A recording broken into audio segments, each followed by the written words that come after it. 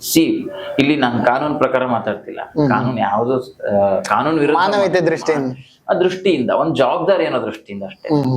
ಜವಾಬ್ದಾರಿ ಅನ್ನೋ ದೃಷ್ಟಿಯಿಂದ ಎಲ್ಲಾ ಕಡೆ ಹಿಂಗ ಆಗ್ಬಿಟ್ಟಿದೆ.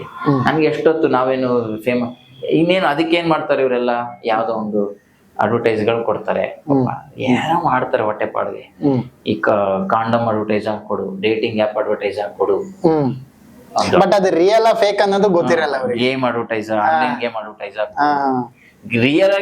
ರಿಯಲ್ ಅದು ಏನಂತ ಅವ್ರಿಗೆ ಅವಶ್ಯಕತೆ ಇಲ್ವಲ್ಲ.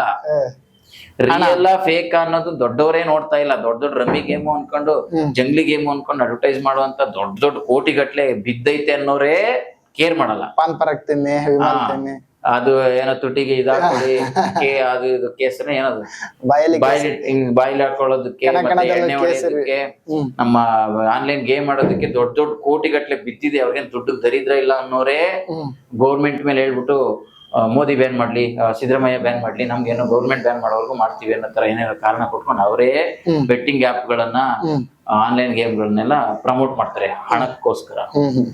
ಇನ್ನು ಪಾಪ ನೆನ್ನೆ ಮನೆ ಬಂದಿರೋ ಆರ್ಟಿಸ್ಟ್ ಗಳು ಜೀವನ ಹೊಟ್ಟೆ ಪಾಡ್ಗೋಸ್ಕರ ಇನ್ನೇನ್ ಮಾಡ್ತಾರೆ, ಅವರು ಕೂಡ ಪ್ರಮೋಟ್ ಮಾಡ್ತಾರೆ ಅಡ್ವರ್ಟೈಸ್ ನ. ಅದರಿಂದ ಹಾಳಾಗ್ತಾ ಇರೋದು ಜನನೇ. ಗುರುಪ್ರಸಾದ್ ಅಂತವ್ರೇನೆ, ಡೈರೆಕ್ಟರ್ ಗುರುಪ್ರಸಾದ್ ಅಂತವ್ರೇನೆ ಸೂಸೈಡ್ ಮಾಡ್ಕೊಂಡ್ಬಿಟ್ರು ಆನ್ಲೈನ್ ಗೇಮ್ ಆಡಿ ಆಡಿ ಅಂತ ನ್ಯೂಸ್ ಅಲ್ಲೇ ನೋಡಿದ್ವಲ್ಲ.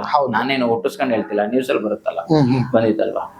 ಆನ್ಲೈನ್ ಗೇಮ್ ಆಡ್ತಿದ್ರು, ಅಲ್ಲಿ ಬೆಟ್ಟಿಂಗ್ ಕಟ್ತಿದ್ರು, ಅದೇನೋ ಸಾಲ ಮಾಡ್ಕೊಂಡಿದ್ರು ಆಪ್ ಇಂದ, ಮತ್ತೆ ಹೊರಗಡೆಯಿಂದ ಸಾಲ ಮಾಡ್ಕೊಂಡಿದ್ರು. ಇದೆಲ್ಲ ಏನಕ್ಕೆ ಆಗ್ತವೆ, ಏನಕ್ಕೆ ಮಾಡ್ಕೋಬೇಕು ಅಂತವ್ರದ್ದು? ಹಿಂಗಿನ್ ಎಷ್ಟು ಜನ ನ್ಯೂಸ್ ಆಗದೆ ಇರೋಷ್ಟು ಅಲ್ಲಿವರೆಗೂ ರೀಚ್ ಆಗದೆ ಇರೋಷ್ಟು ಎಷ್ಟು ಜನ ಸತ್ತಿರ್ಬೇಕು, ಎಷ್ಟು ಜನ ಬದುಕನ್ನು ಕಳ್ಕೊಂಡಿರ್ಬೇಕು. ಕೇಳಿದ್ರೆ ಕಾನೂನು ನಮ್ಮ ಇಷ್ಟ, ನಾವೇನ್ ಮಾಡಕ್ಕಾಯ್ತದೆ, ನಾವು ಕಲಾವಿದ್ರಷ್ಟೇನೆ.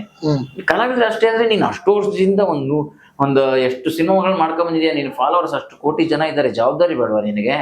ನಾನು ಹೇಳೋದು ಆ ವ್ಯಕ್ತಿಗಳಿಗೆ ಕೆಲವು ಜನ ರೀಸನ್ ಕೊಡ್ತಾರಲ್ಲ, ಆಪ್ಗಳು ನಾವೇನ್ ಮಾಡಕ್ಕಾಗತ್ತೆ ಅಂತ. ನಿನಗೆ ಜವಾಬ್ದಾರಿ ಇಲ್ವೇನಪ್ಪ? ಅಯೋಗ್ಯ ಅಲ್ವಾ? ಹೌದು. ಅದನ್ನ ಯೋಚನೆ ಮಾಡಲ್ಲ. ನಿನಗ್ ಫ್ಯಾನ್ಸ್ ಎಲ್ಲ ಬರ್ನ್ ಬಂದ್ಬಿಡ್ತಾರೆ, ಏನಾರು ಅಡ್ಡ ಬಂದ್ಬಿಟ್ರೆ ಅವ್ರೇನ್ ಮಾಡಕ್ಕಾಯ್ತದೆ, ಅದು ಕಂಪ್ನಿಯವ್ರು ಬ್ಯಾನ್ ಮಾಡ್ಬೇಕು ಗೌರ್ಮೆಂಟ್, ಅದು ಹಂಗೆ ಹಿಂಗೆ ಅಂತ. ಈ ಫ್ಯಾನ್ಸ್ ಗಳಿಂದ ಹೀರೋನೇ ಹಾಳು ಮಾಡ್ಬಿಡ್ತಾರೆ. ಅಭಿಮಾನಿಗಳು ಅವ್ರ ಹೀರೋನೇ ಹಾಳು ಮಾಡೋ ತಾಕತ್ತಿದೆ ಅವ್ರಿಗೆ, ತಿದ್ದೋ ತಾಕತ್ತಿಲ್ಲ ಅವ್ರಿಗೆ, ಹಾಳು ಮಾಡೋ ತಾಕತ್ತಿದೆ ಕೆಲವು ಜನಕ್ಕೆ. ಎಲ್ಲರ ಫ್ಯಾನ್ಸ್ ಅಲ್ಲಪ್ಪ ಆಮೇಲೆ ಹುಡ್ಕೊಂಡ್ ಬಂದ್ಬಿಟ್ಟು ಯಾವನೇನು ಮಾಡಕ್ಕಾಗಲ್ಲ, ಅದು ಬೇರೆ.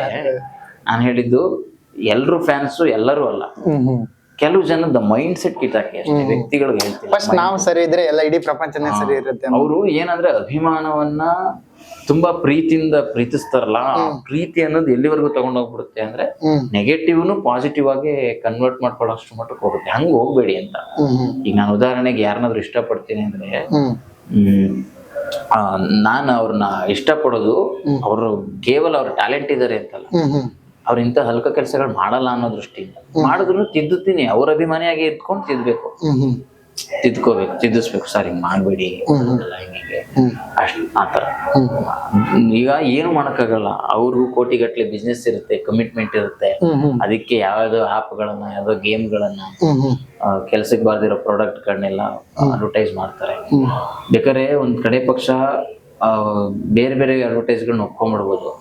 ಈ ಪ್ರಾಣನೇ ಕಳ್ಕೊಳ್ಳುವಂಥವು, ಸಾವು ನೋವುಗಳನ್ನು ತರುವು, ಮನೆ ಹಾಳು ಮಾಡುವಂಥವು, ಮಟ್ಟಕ್ಕೆ ಪ್ರಚೋದನೆ ನೀಡುವಂಥದ್ದು ಇದಾವಲ್ಲ, ಅವುಗಳನ್ನ ಮಾಡಬಾರ್ದು. ಡೇಟಿಂಗ್ ಆ್ಯಪ್ಗಳಾಗ್ಬೋದು, ಈ ಲೋನ್ ಆ್ಯಪ್ಗಳಾಗ್ಬೋದು, ಗೇಮ್ಗಳಾಗ್ಬೋದು, ಲೋನ್ ಆ್ಯಪ್, ಗೇಮ್ ಆ್ಯಪ್ಗಳು, ಹೆಸರುಗಳು ಗೊತ್ತಿಲ್ಲ ನನಗೆ. ಅವೆಲ್ಲ ನೋಡಿ ನೋಡಿ ನೋಡಿ ತುಂಬಾ ನನಗೆ ಬೇಜಾರಾಗುತ್ತೆ.